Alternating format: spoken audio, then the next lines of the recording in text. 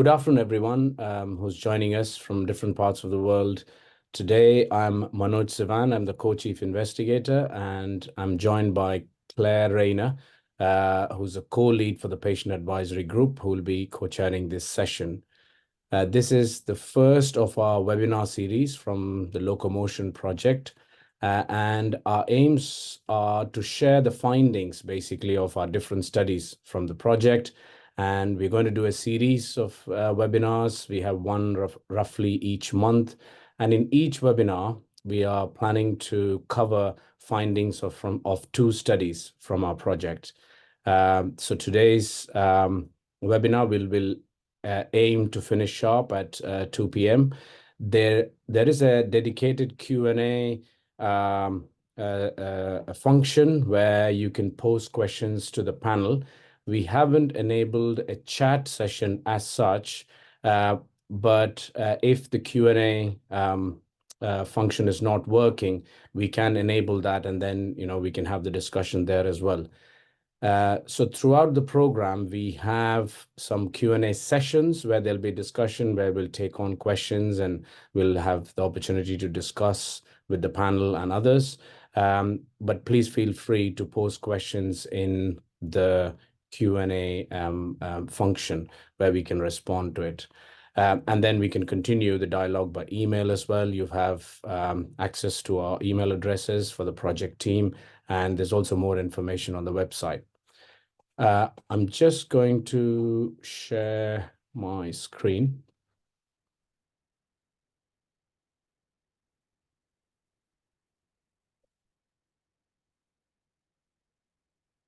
So a very brief overview about the project. We are a consortium of 8 universities and 10 NHS sites across 3 UK nations.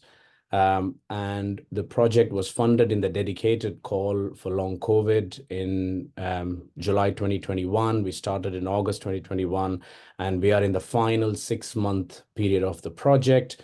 And NIHR has kindly given us this 6-month extension, mainly focusing on dissemination of what we found in the project. There's a long list of co-investigators, which we're very grateful for. We are heavily embedded in the NHS, and each NHS site has got a clinical research fellow. You'll be hearing from some of them today. And so that needs to be added to that list. We've got 3 work streams in the LOCOMOTION project. Work stream 1 focuses on what happens in the NHSE-funded long COVID clinics and learning from each other and generating best practice guidance. And the work stream 2 is what happens in people's homes when they use digital technology for monitoring their symptoms and the fluctuations in their symptoms. And work stream 3 is around pathways, around cost effectiveness of different services, and moving care closer to primary care. Those are the kind of aims. So in today's webinar, we'll be focusing on a study from 1.1, which looks at whether is there value of doing a nasaline test for detecting orthostatic intolerance in long COVID. That is being presented by that team. And then following to that, there is a talk from 2.2, where we look at a condition-specific PROM, the C19 virus. What is the value and how does it perform in this condition? So I would now hand over to my colleague, Claire Rayner. Thank you. Hello and welcome, everyone. I'm the patient co-lead with Rory Milne for the LOCOMOTION project, and I lead a group of, well, there are 9 of us patients, the advisory group altogether. What LOCOMOTION was, the purpose of LOCOMOTION was to help provide the gold standard for how patients with long COVID should be managed by healthcare services. We're not about treatment, but it's how best to manage and assess and support patients with long COVID. I'm going to introduce the first talks, which will be about autonomic dysfunction, and the experts that we've worked with on autonomic dysfunction will explain that infections are the commonest cause worldwide of disabling autonomic problems. And there are things that we can do. We need to identify this or check for this in people with long COVID. And then there are things that can be done to support and manage their symptoms. And I feel that the study that we've done here in LOCOMOTION fills a gap. If we look at some recent large-scale systematic reviews of autonomic dysfunction, there is a need for studies looking at people with long COVID in particular. So I'm going to hand over first to my colleague, Nikki Smith, who is one of the patient advisory group, and then to Cassie Lee, who will present the research findings. Thank you so much. Thanks, Claire. So, hello everyone. I'm Nikki Smith and I'm part of the patient advisory group of the LOCOMOTION study. I'm also a founding member of the charity Long COVID Support. 4 years and 3 days ago now, whilst sat down eating a meal one evening, I could feel that my heart was racing, and then I fainted. And that was the start of my very much unwanted journey with COVID-19. Just over 2 months later, I wasn't better, I was worse, significantly so. But so many of us ill in that first wave were told by 111 to stay away from hospital unless having a heart attack or literally turning blue through lack of oxygen. We were lucky enough to be able to get COVID tests, but the journey there in the car was excruciating. Breathing took extreme effort. I was utterly exhausted. And I remember not being able to sit back in the seat due to the pain. I felt so ill. And I actually began planning in my head how to tell my husband that I was dying. And no matter how terrifying the thought was then, that I wanted him to just drive me to the nearest hospital and dump me outside the door. But it actually happened to be a wedding anniversary, so I held back. My various symptoms continued, including my heart rate spiking ridiculously. For example, when just really slowly brushing my hair, it would typically be around 165 beats a minute. And I noticed it would also increase substantially when I had eaten. I'd often feel like I was suddenly going to faint.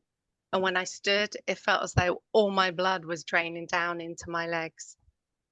Someone else experiencing similar with their long COVID suggested I might have developed POTS, or postural orthostatic tachycardia syndrome. So at my first appointment with them, I told my long COVID clinic. They wrote to my GP, who referred me to a cardiologist, who arranged for me to have a tilt table test. Months later, I had the results. Yes, I had POTS.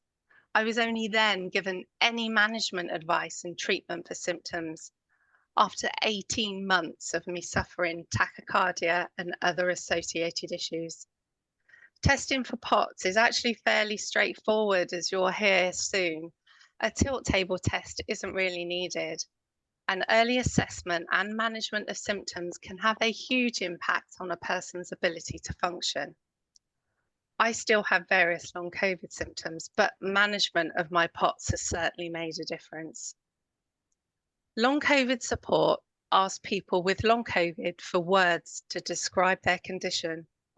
And some of the commonest words given were life-changing, exhausting, pain, unrelenting, abandoned, and destroyed. Long COVID is a mass disabling condition caused as a result of damage to the body by the SARS-CoV-2 virus. The knock-on impact it has on families, the health service, the workforce, education, the economy is huge. And the current lack of specific funding for urgent long COVID research, especially to understand its pathophysiology and for related treatment trials, is shocking. And I also find it utterly astounding that there is currently such an absence of even basic measures in place to help prevent the spread of this hazard group 3 pathogen that wreaks such havoc on the body, both in adults and children, and not only early on in the illness, but years down the line. There's a duty of care to ensure people with long COVID are promptly provided with appropriate assessments, investigations, and treatment for symptoms with follow-ups over time. So based not only on our own experiences, but hearing through our various long COVID networks, the LOCOMOTION Patient Advisory Group were very aware that symptoms of POTS and orthostatic intolerance were common in long COVID. So it was therefore identified that one way to help improve care would be the early assessment of orthostatic intolerance in long COVID. So we designed appropriate work and it was carried out. And I'll now pass over to Cassie, who will take you through that work. Thank you, Nikki, and thank you for sharing your story with us. It really highlights the importance of getting a diagnosis, early intervention, and that wasn't an easy journey for you. I'll just share my slides now, so hopefully this works.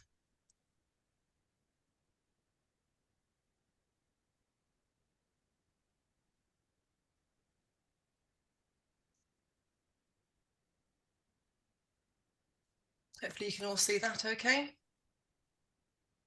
Yes, So the study, Cassie.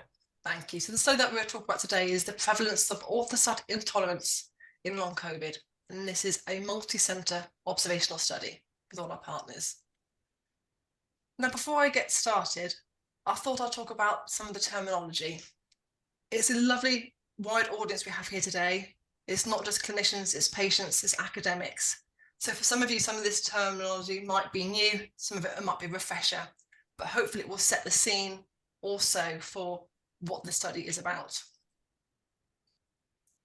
So the first term, dysautonomia. Well, for me, coming into long COVID as a respiratory physiotherapist, dysautonomia was a new, relatively new terminology for me. I struggled to say it, let alone know what it was about. But over time, I'm working within long COVID, I came to realise that this umbrella term might help to explain a lot of the symptoms that are reported to us by many patients. So, dysautonomia is an umbrella term that describes the dysfunction of the autonomic nervous system. The autonomic nervous system controls and regulates many of the body's functions: heart rate, blood pressure, digestion, pupil constriction, dilation, kidney function, temperature control, pretty much all the different systems within the body. It's thought that approximately 2/3 of patients with long COVID might have dysautonomia. So in a recent study by Larson in 2022, that undertook a questionnaire for dysautonomia, 67% had moderate to severe levels of dysautonomia in the questionnaire. So the symptoms of dysautonomia are wide-reaching as it affects many different symptoms. And the symptoms relating to standing up, so orthostasis or orthostatic means standing up, are often lightheadedness, dizziness, palpitations, chest pain, or tremor. Such orthostatic intolerance symptoms are thought to be related to the cardiovascular autonomic dysfunction. Now, this is a busy slide with lots of information in it, and it's a great study down here by our colleagues, which describe a lot of these symptoms, these different conditions. So normally when we stand up, our cardiovascular system needs to adjust to the change in body position, just to overcome the effects of gravity so that the blood doesn't pull down to our feet and our stomach. It needs to regulate so that our heart and our brain are sufficiently supplied with the blood that it needs. In doing that, when you stand up, it's normal for your heart rate to rise slightly and for the blood vessels in your legs to constrict slightly to maintain that blood pressure. In POTS, if this is not regulated sufficiently, the heart rate can rise excessively. And by excessively, we mean at least 30 beats per minute above from what it was when lying down, and that you feel unwell. So POTS stands for postural orthostatic tachycardia syndrome. The syndrome aspect is being that you feel unwell with it. Whereby orthostatic hypertension refers to the blood pressure. So when you stand up, the blood pressure is not maintained And in fact, it significantly drops, usually within the first 3 minutes, so that the systolic blood pressure drops by 20 and the diastolic drops by 10. These are the thresholds that we were using within the study. But you may or may not feel symptomatic at that time. It often depends on how quickly that blood pressure is dropping. So the aim of our studies, what did we set out to do? We set out to explore the prevalence, so the rate of which patients in clinics had orthostatic intolerance, POTS, or orthostatic hypotension.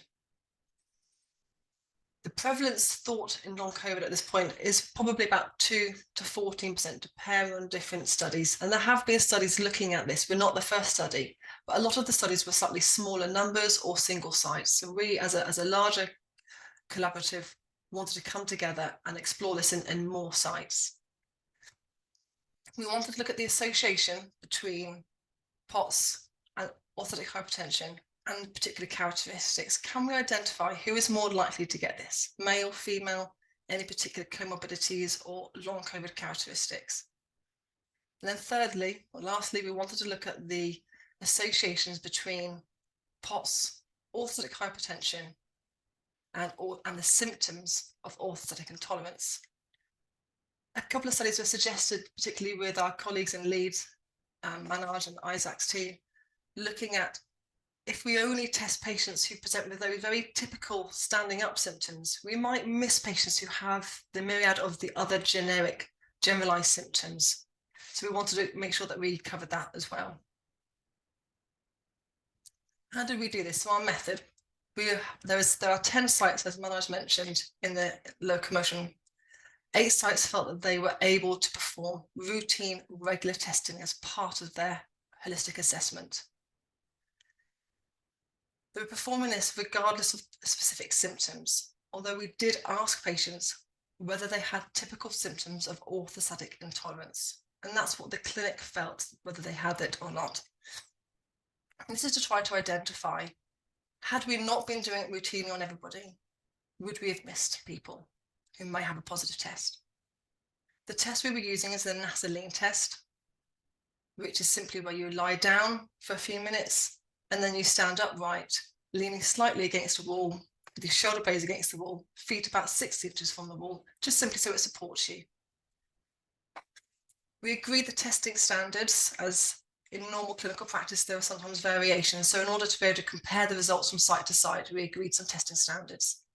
That all the baseline measurements were to be done in supine, which means lying down rather than just sitting, that everyone was lie down if they could. And that when people stand up, that the symptoms during the test, the heart rate and the blood pressure are monitored at several intervals.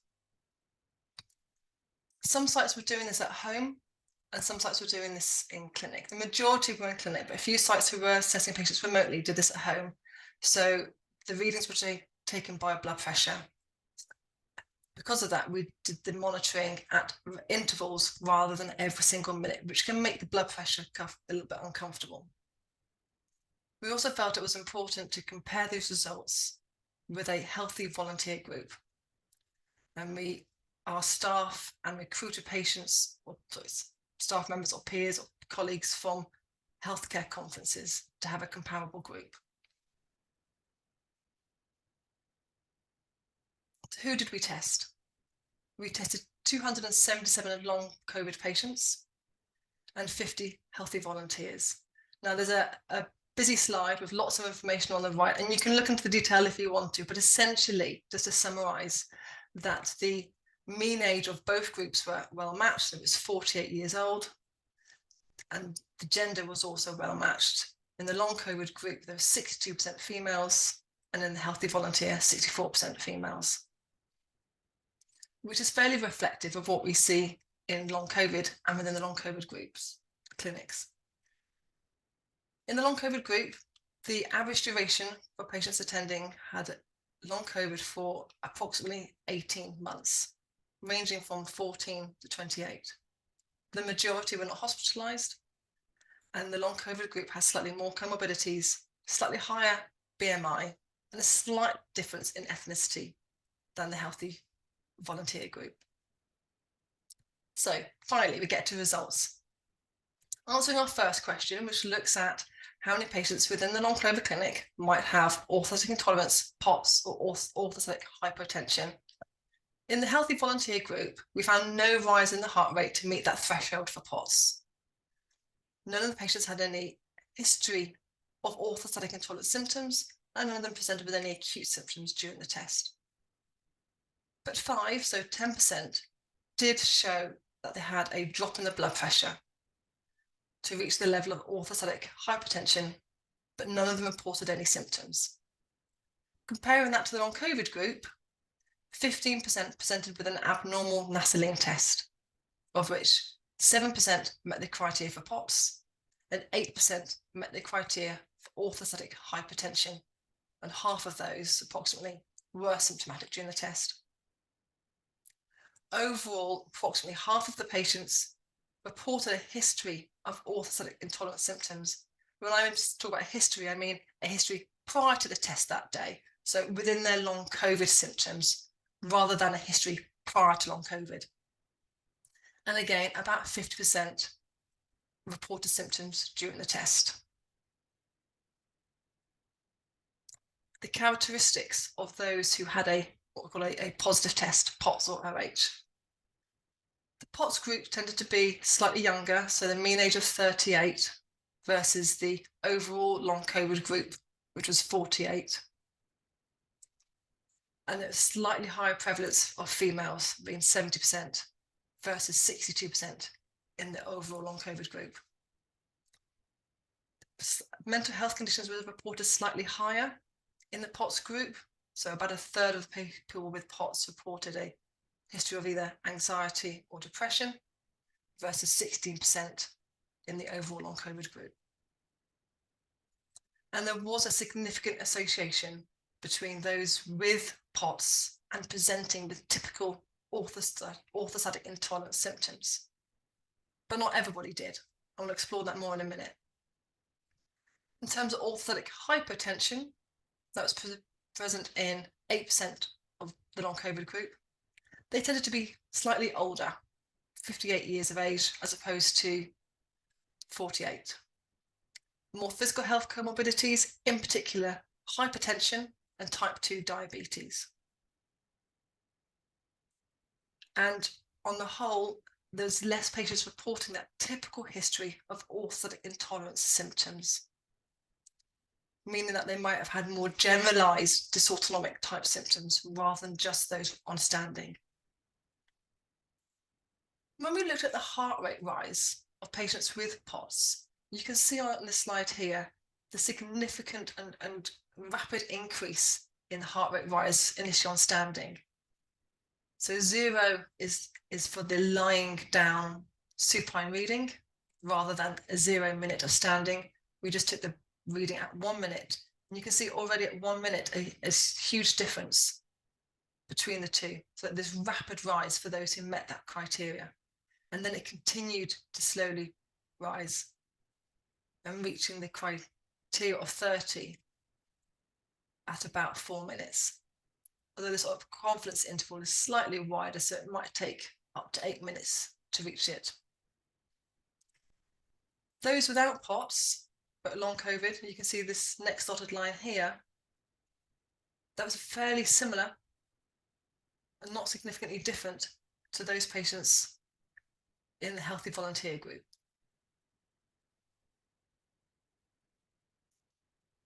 So moving on to our next aim, which is looking at the association between POTS and the symptoms. Again, just remind you that when we talk about a previous history, we mean previous to the test, rather than a prior before long COVID history. So all the patients with long COVID, so that had met the criteria for POTS, which is 20, so 7%. Of this 20, 14 reported a history, typical, so were likely to be tested if they attended a clinic who was testing for patients who just presented with those typical symptoms. But 6 patients likely to be missed. With orthostatic hypertension, of the 21 patients who had a positive test, 2/3 approximately didn't report those typical symptoms. But also in the healthy volunteers, you do see similar proportion to those without the history, the non-COVID group, as in healthy volunteers also meeting that criteria. This is when you come down to sort of an individual assessment to say, well, what do you actually do about that result? Did they have symptoms during the test? And looking at the range of other symptoms. In the healthy volunteers, as they presented with no symptoms prior and no symptoms during, it's unlikely that this would require treatment, but maybe so for those in long COVID.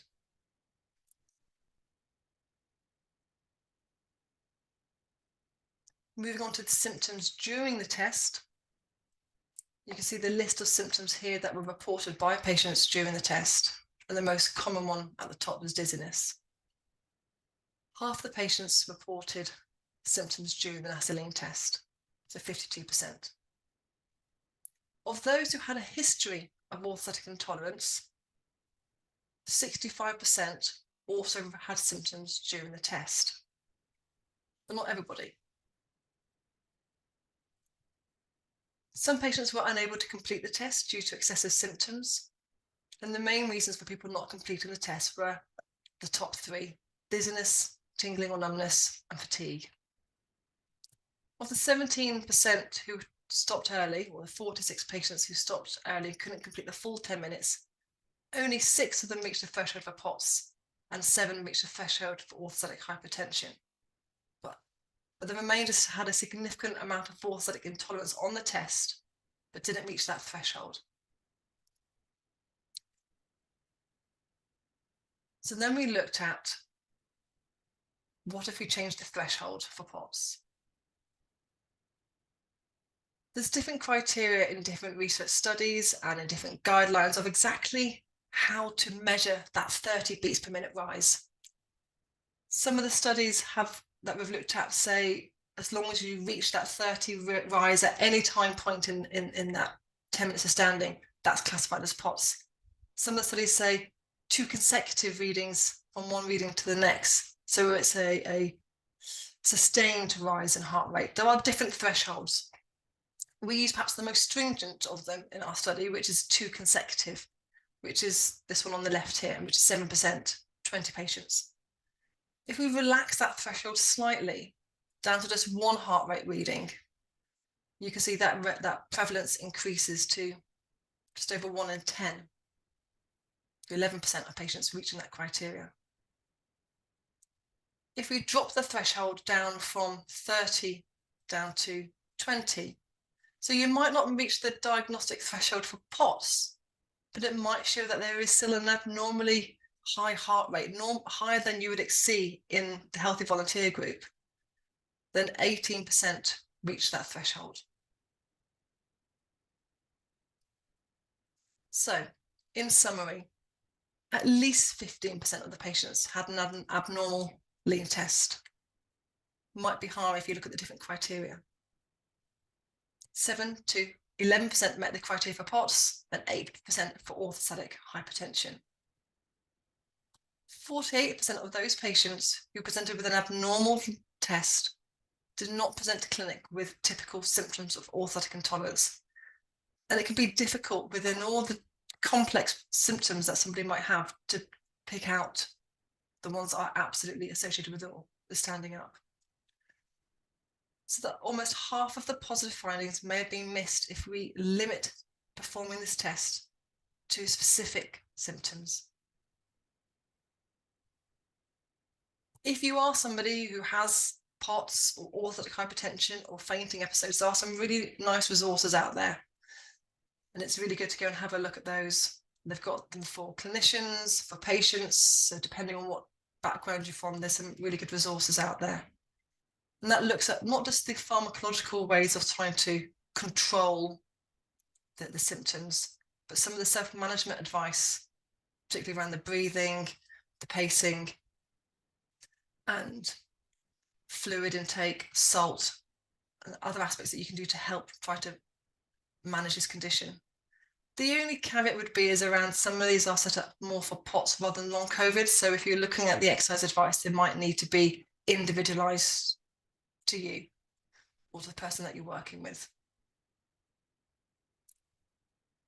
Just want to finish off with a quote from somebody who has been diagnosed with POTS, and I'll let you read that yourself.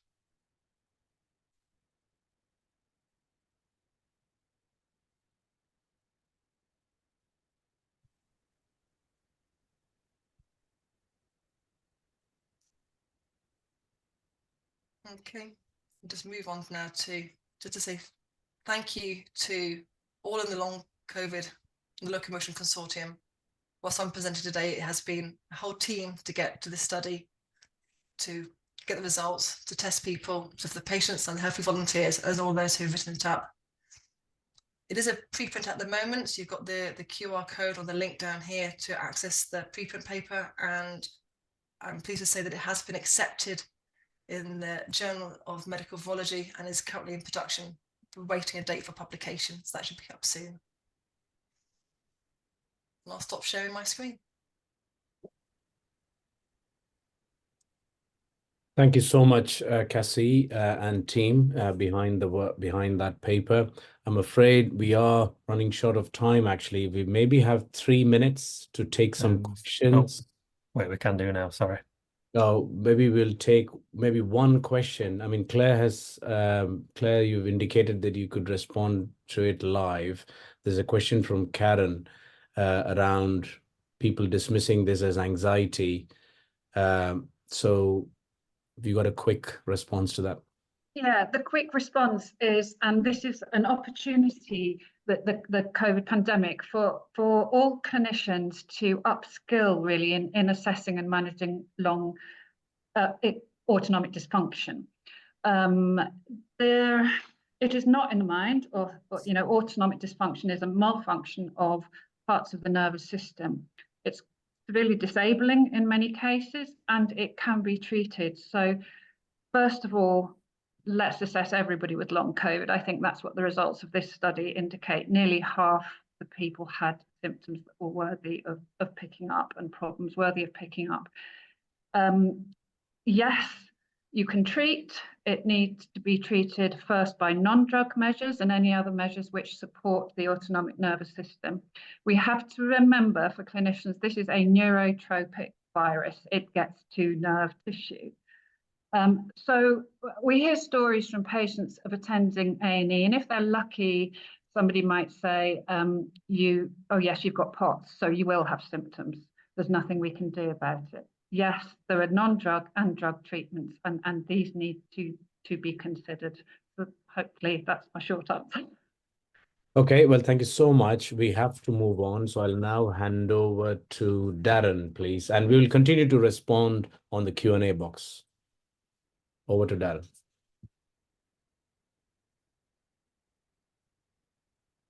Yeah, I believe Adam's starting it off. And I am. Yes, thanks, Darren. Okay, sorry, Adam.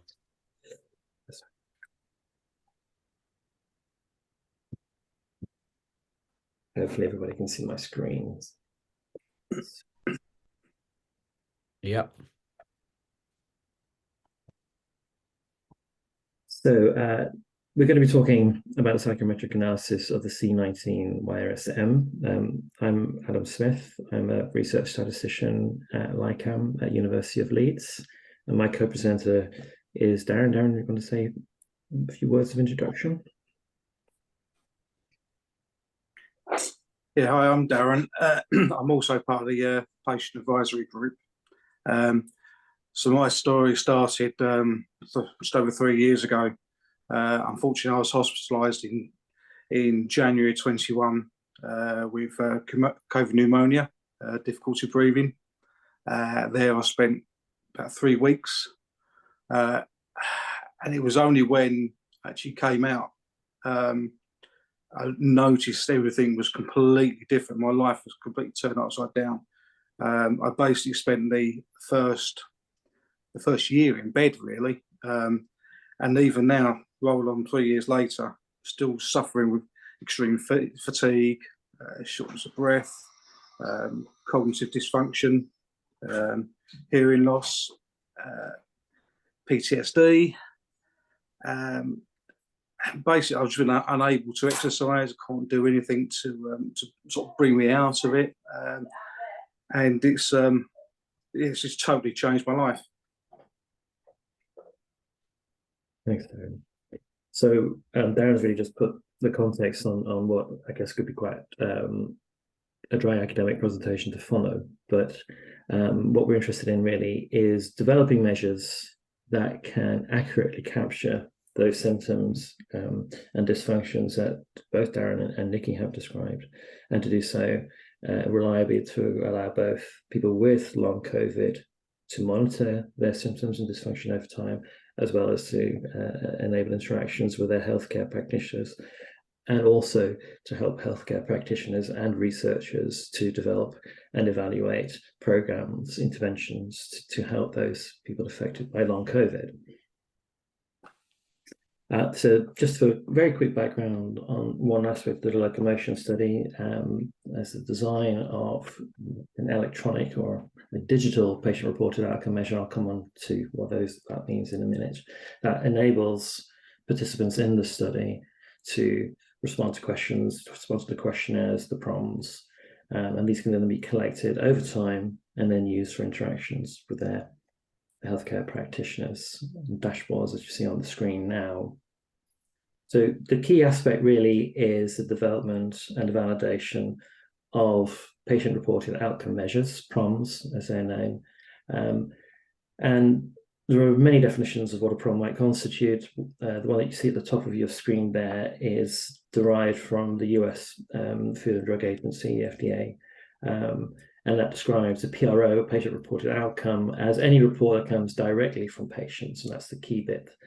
People living with COVID, about their health, the symptoms, and their quality of life. And it's not affected or impacted by anybody else's opinion. It comes directly from the people affected. Now, the measures, the PROMs that we use, there are three key pillars of evidence that we need to establish in order to say this is a properly working PROM.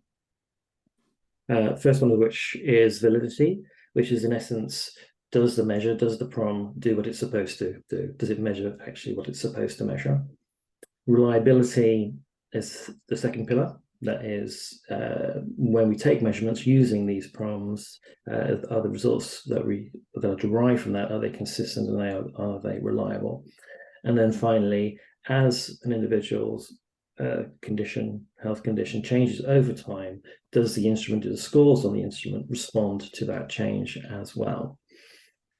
So validity can be measured using content, known groups, and convergent validity. So just a little diagram here to put some flesh on what those terms mean. So on the left-hand side, you see a cartoon version of a PRO, a PROM, and the questions 1 to 4.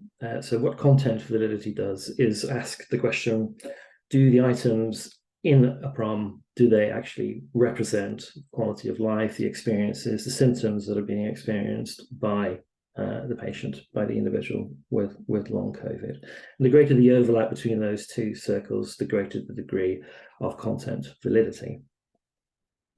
Now, there are a myriad of PROMs, and one way of testing whether your particular PROM works is to test it against other PROMs. And to do so, we look at the convergent and divergent validity. So the PROM on the right is a PROM that has also been designed, for instance, to measure long COVID. Is there an overlap in those questions where we expect there to be a correspondence, a correlation between those two instruments? And then, of course, that gives us an indication of convergent validity. But we also expect questions that are not related to each other not to be correlated or not associated, so that's divergent validity. So what we're doing in evaluating, doing a psychometric evaluation of these instruments is testing the content validity, testing convergent and divergent validity. We also want to know whether the items themselves, whether the questions within the PRO all link up together, whether there's a high degree of correlation between those items, and that's the internal consistency, the internal reliability bit of those three pillars. Just going on to the next slide, we want the instrument, the PRO, the PROM, to pick up in the differences in symptoms between groups. So here we have 3 sets of patients divided into those with severe symptoms, moderate symptoms, and mild symptoms. And what we'd like the instrument to do then is discriminate between those, so that individuals with severe symptoms have a different score to those with mild symptoms here. So quality of life, for instance. We want the instrument also to be reliable over time, as I said earlier, so we want retest reliability. So if we were to just look at those patients with severe symptoms whose condition didn't improve over time, we want the scores on the PRO also to remain constant over time, the retest reliability. And then conversely, of course, we also want the instrument to change as the patient's condition changes. So we want the scores to change as well. So, as Manoj mentioned right at the top of this presentation, the C19-YRS-M is a condition-specific instrument. It's a condition specific to long COVID. It's a short patient-reported outcome measure. It contains a severity index, so the severity of symptoms, 10 items. It contains 5 items on functional disability, and then it also picks out the presence of 25 other symptoms, as well as overall health rated on a 0 to 10 scale. So we evaluated the psychometric properties of the C19-YRS-M using those 3 pillars. We looked at its validity. Content validity had, luckily enough, already been established for us. It's a paper that Manoj and colleagues wrote a few years ago.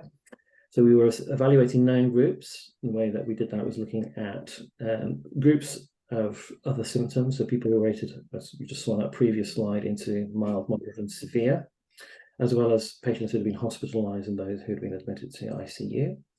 We looked at the convergent and divergent validity. We looked at the subscales within the instrument to see whether they correlated highly with each other. And we also looked at a separate instrument, the facet fatigue scale, seeing whether scores on that fatigue scale also correlated with scores on the C19-YRS. We looked at reliability, we looked at the test-retest, looking against the overall health, so patients whose health hadn't changed over a period of time. We were looking at whether the scores on the C19 stayed roughly the same. The criterion that we use there is 0.7. This is a correlation coefficient for those of you who are familiar with that. And then we also looked at the internal reliability using another form of a correlation coefficient, the Cronbach's alpha. We looked at a Cronbach's alpha of greater than 0.8. We looked at the responsiveness change as well, using a small sample of patients who had completed the instrument over a 30-day period. And then finally, one of the fourth key pillar, if you like, of psychometric validation is how you interpret the instrument or the scores on the instrument, and that is whether you can find a difference that is both minimally important to the patient and was clinically important to the clinician. So we also had a look at those. So as I said, the content validity had already been established. So we looked at the known groups and the convergent and discriminant validity. So the 3 rather busy tables there show, the top one shows the scores and patients split into those with low overall health, medium overall health, and high. And what you can see there is, low severity, medium, and high severity. And what you can see there is that as severity of symptoms increases, so do the scores as well. So the C19-YRS scores so that a higher score indicates worse symptomatology. Those patients who were admitted, we had, those to hospital, there are just under 1,200 who've been, just over 300 who'd been admitted to the hospital. They scored higher, again, in terms of symptom severity, and similarly, those who had been admitted to ICU also scored higher. So that gives us an indication that the instrument had a good validity.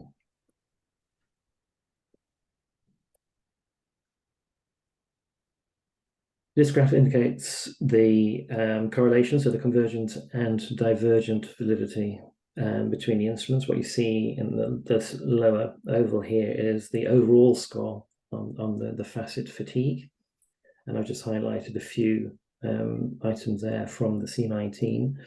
The darker the color indicates a greater correlation. The darker blue indicates a greater positive correlation, and a darker red, browny color indicates a greater negative correlation. We just forget the valency of the correlations. Just focus on the depth of the color. And what we see here, for instance, is the fact overall score is highly correlated with the fatigue score on the C19. but less so with 2 items, one indicating breathlessness and the other one indicating cough on the C19. So as you would expect, there's a good correlation there, so good convergent correlation between fatigue as measured by those 2 instruments, and a good divergence, so less well correlated between those 2 items and breath and cough and the fatigue. The fatigue scale, so the FACT fatigue scale, did correlate highly also with the symptom severity and the functional disability on the C19. So taking it around, there's a good known groups and good convergent and discriminant validity for the C19. Now turning to the reliability. So test was completed by 70 patients. The overall sample was just over 1,300 patients with just 2/3 female patients and an average age around 48 years. The test reliability, if you recall, the criterion there was 0.8 and above. So what we see for the symptom severity scale is a good test reliability. Functional disability just falls below that, but it's still quite close to 0.8. So we can be confident that it's a good test reliability there. The effect size, symptom severity, again, if you recall, it was a 0.3 to 0.5 criterion. So we see a very good effect size, so a good responsiveness there on the symptom severity scale and the functional disability scale. Now, it's worth just noting that we also compared that to a generic PROM, the EQ5D, which some of you may be familiar with. It's used a lot by NICE in its cost effectiveness evaluations. And the effect size responsiveness for the EQ5D was much lower. In fact, it was less than half that of both the symptom severity and the functional ability. So taking those 2 metrics side by side, the condition-specific PROM, the C19 YRS, is much more responsive to change than a generic, general instrument like the EQ5D. Then one final point to note is the minimal important difference and the minimally clinically important difference, which came out at 2, excuse me.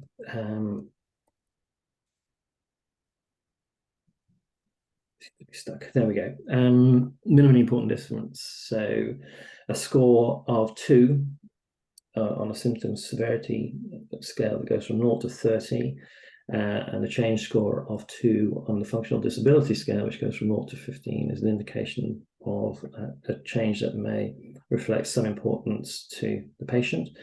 In terms of clinical significance, those scores double, so our estimates are that a change score of 4 on either the symptom or the functional disability remains as an indication of a minimal clinically important difference. So, in summary, what we've established is that the C19 condition-specific patient-reported outcome measure, specifically developed for people living with long COVID, is both reliable, valid, and responsive to patient-reported measure for long COVID. And we've also established some early estimates for both minimal and minimally important differences. So I'm just going to hand over now to Darren just to give his thoughts and then open the floor up to thoughts on future research. Yeah, thank you, Adam. So we all know there needs to be a lot more research into long COVID, but for me personally and others that I know, the cognitive dysfunction side of long COVID really needs to be looked into. For me personally, going through my clinic, it took over 2 years to get recognised and actually have a brain MRI scan. 2 years later, I'm still suffering with the effects of cognitive dysfunction, but the brain scan came back nothing abnormal. But I know as a person how I am now to how I was prior to COVID. It's completely different. My brain functions in a different way. I can't take a conversation in and processing that what people are saying very well. And just multitasking. Multitasking is something I just can't do now. So they recognise there's something wrong, but what it is actually wrong. Who knows? But definitely more research into what's happening with. I know people call it brain fog, but for me, it seems the processes are more unique. Thanks very much, Darren. So just a very big thank you to the study participants, taking the time and effort to complete all these questionnaires as the co-authors on the paper. The paper is in preprint and under review at the moment. So there's a link there should you wish to read further about this study. Thank you very much. Thank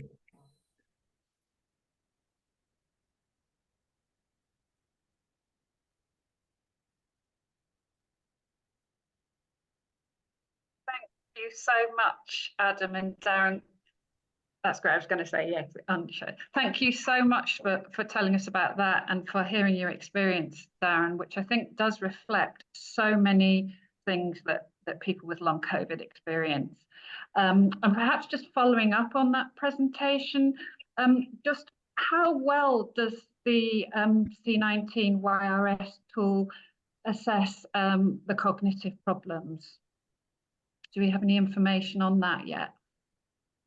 So, can I answer that question? Well, yes, I'll start it off, and then Manoj might want to join it. There are a number of individual items on. So, cognition is one of the subdomains in there. There are questions that deal with cognition and planning on the instrument. This particular study focused on the sort of the domains, the symptom and the symptom severity and the functional domain, rather than looking at the sub items. Manoj, did you want to add anything? Yeah, I was just going to add. I mean, I'm trying hard to catch up with the examples, but it's like too fast, I think, for me. I mean, there is one question on cognition, and we assess planning and we assess memory function. But we've got to have the balance of assessing the condition in its totality. Yeah. If we pick up specific responses on the cognition domain, then people can then go and do detailed cognitive testing, and you have other measures which we don't need to discuss, R-bands and other things. Yeah. Definitely C19 virus picks up the primary sort of the issues of the condition.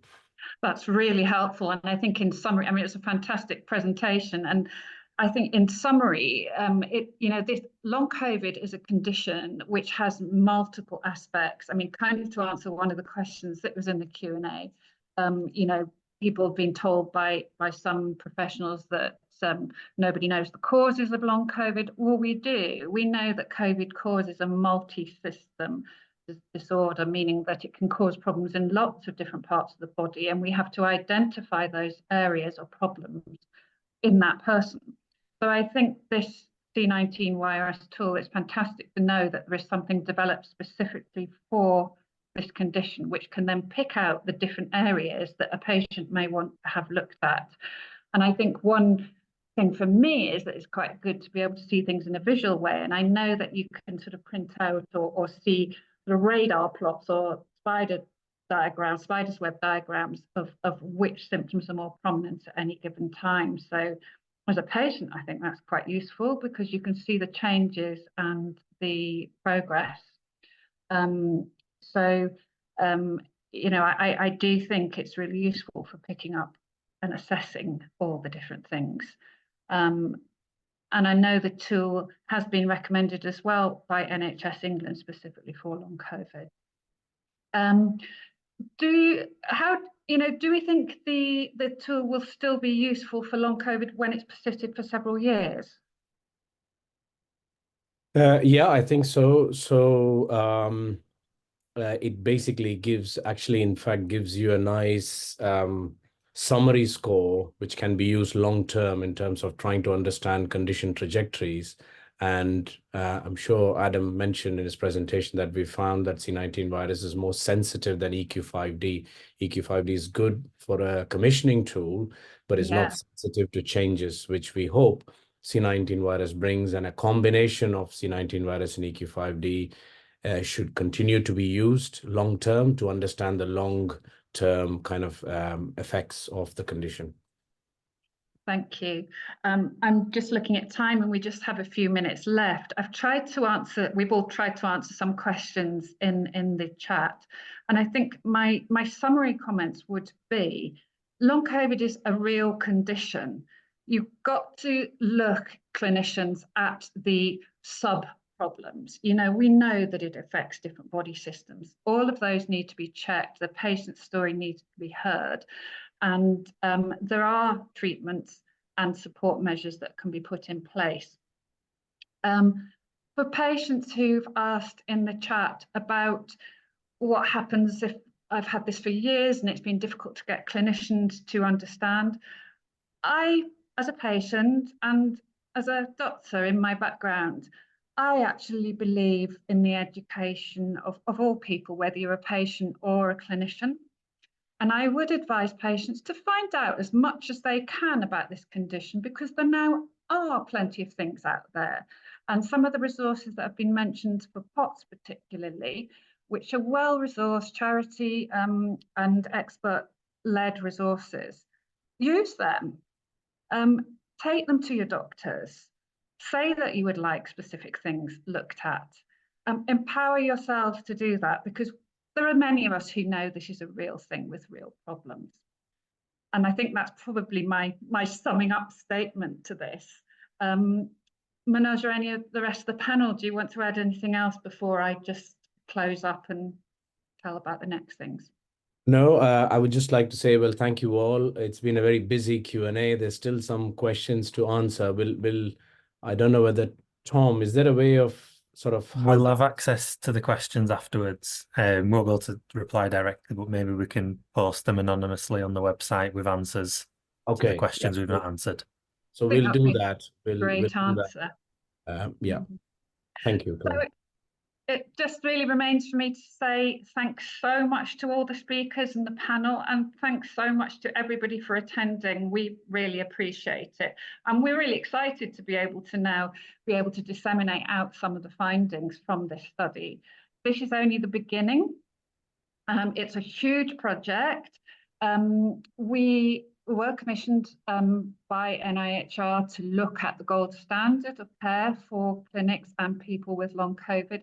And to answer one of the questions, we will be feeding all our findings back to NIHR and to NHS England and the other authorities.